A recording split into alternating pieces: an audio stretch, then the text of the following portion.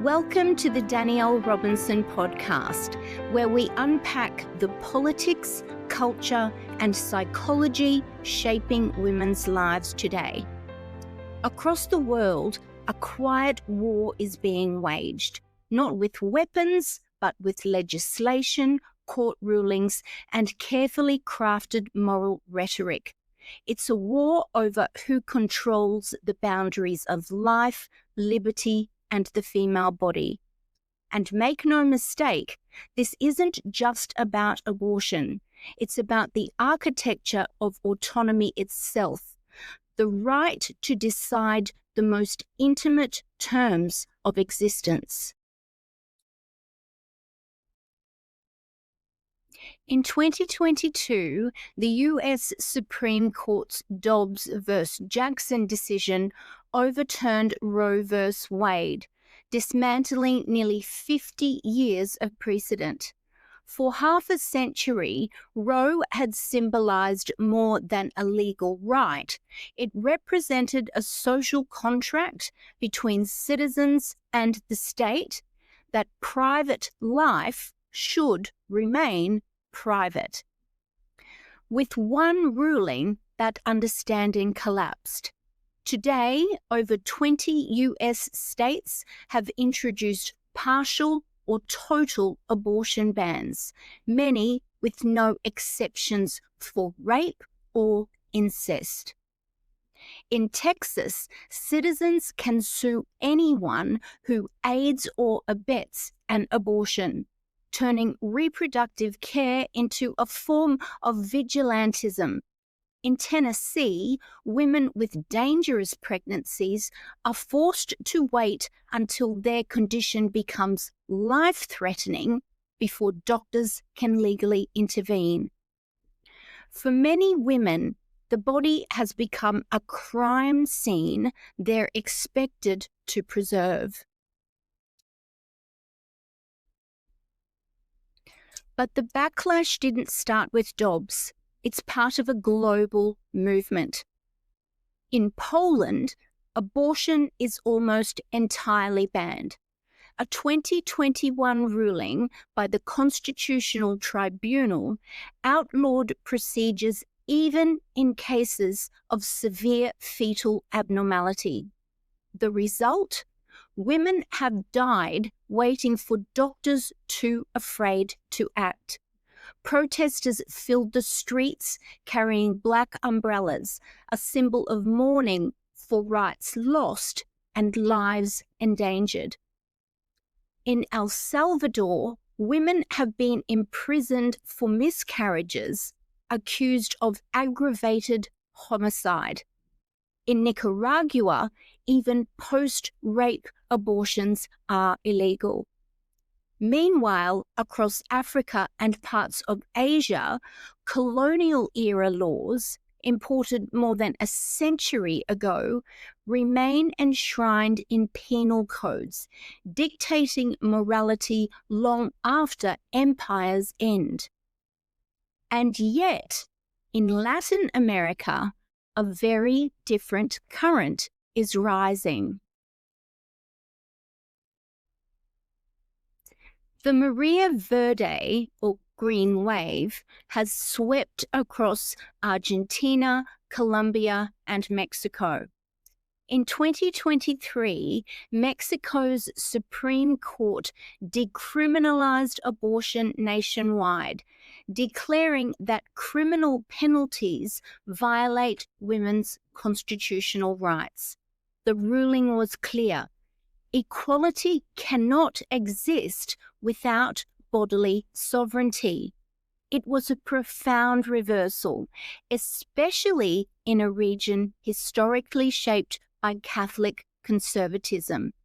Activists used TikTok, encrypted chat groups, and grassroots networks to build what became a continental movement.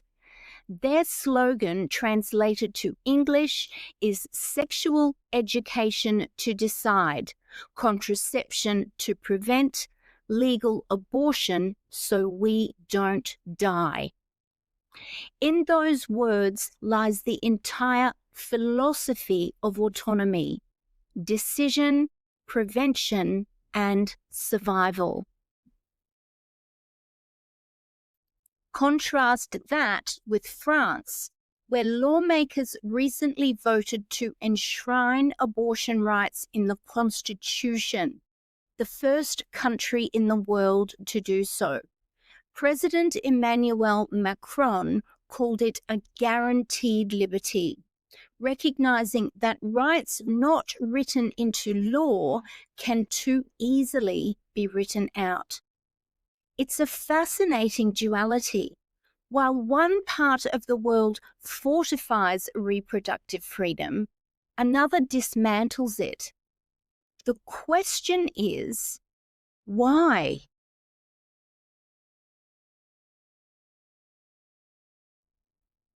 In many cases, the backlash isn't driven by public demand, but by political populism, the strategic fusion of religious conservatism with nationalist rhetoric.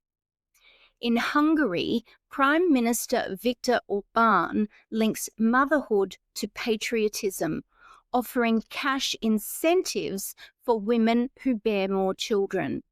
In the United States, evangelical groups frame abortion bans as divine duty. In Poland, the ruling party has described abortion rights as Western decadence, a moral infection from abroad. The pattern is unmistakable. Control the body, and you control the narrative of morality, nationhood, and identity. But populism thrives on fear. Fear of change, fear of freedom, fear of women who no longer need permission. At its core, the abortion debate isn't about life versus death. It's about power versus agency. Because to grant someone the right to choose is to admit that authority doesn't belong to the state, the church, or the majority. It belongs to the individual. And that admission terrifies those who build power on obedience. That's why access to abortion has become the new measure of democracy itself. Not just whether citizens can vote, but whether they can choose. But where law regresses, activism evolves. Around the world, women are turning to digital resistance. Encrypted apps share medical information. Underground networks distribute abortion pills, and social media campaigns expose hypocrisy in real time.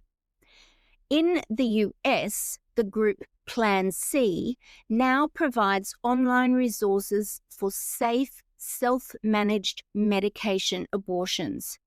In Europe, organizations like Women on Web offer telemedicine for those living under restrictive regimes.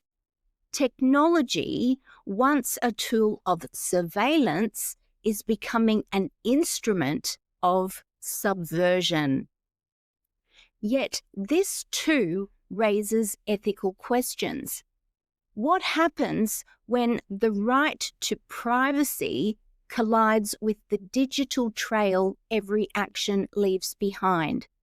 When period tracking apps become evidence? When a search history becomes a confession? Freedom in the digital age demands new kinds of vigilance, not only legal, but technological.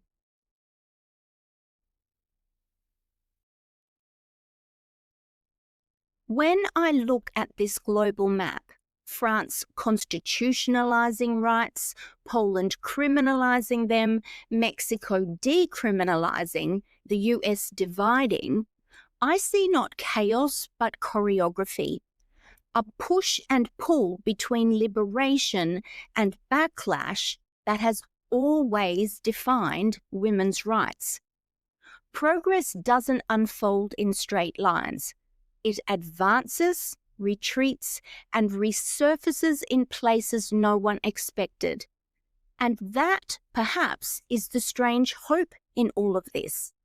Autonomy is not a gift that can be revoked. It's a practice that re-emerges wherever women refuse silence. In the end, what's happening isn't just political, it's existential. It's the question that began this entire project. Who owns the body? And as I look around the world today, I see millions of women answering in unison, not with permission, but with defiance. Because history may erase laws, but it cannot erase memory. And memory, as every movement knows, is the seed of revolution. If this conversation resonated with you, take a moment to like, subscribe, and ring the bell so you don't miss future episodes. Share this video with someone who still believes reproductive rights are a regional issue, and remind them that autonomy has no borders. And if you'd like to hear the full, expanded version of this project with deeper research, global case studies, and personal commentary, listen to the Danielle Robinson Podcast on Spotify and Apple Podcasts.